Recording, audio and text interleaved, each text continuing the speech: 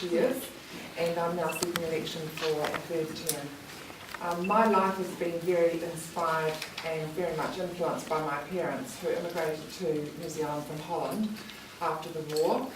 And the reason for their immigration was because they wanted to give their children a better life. Holland was a very poor country after the war. The government couldn't house and feed its population and actively supported people to immigrate out of the country. When my parents came here, they arrived. My father started working the next day, and they worked hard. They brought us up on values of honesty, hard work, valuing the family. Family life is very important, and education. And so I regard myself as having had a very privileged upbringing.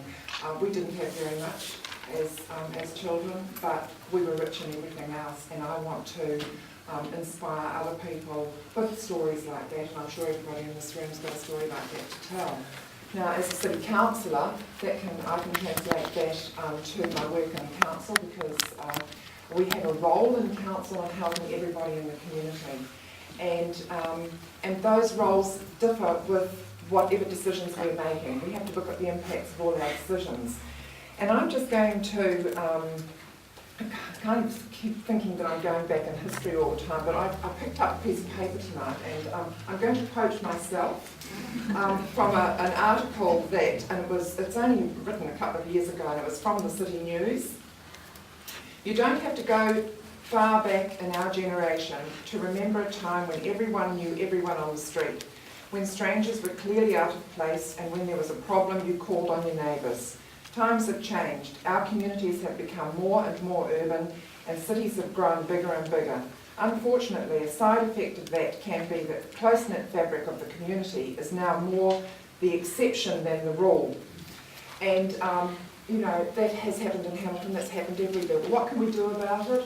Well, I think that we should be planning our cities so that we can regain our neighbourhoods and become communities again in our streets. And we have a principle called live, work and play, which is what we have done with our structure plan for Rotorua, for example, where we have planned the whole area where people can live, work and play, where you can have communities, people looking after each other and looking out for each other and knowing each other.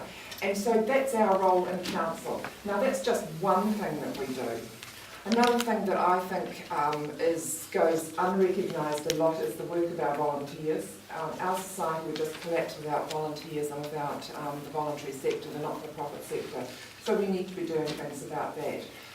The other thing that I'm concerned about is our ageing population. So I've got more to tell you on that, but I'm not allowed to talk.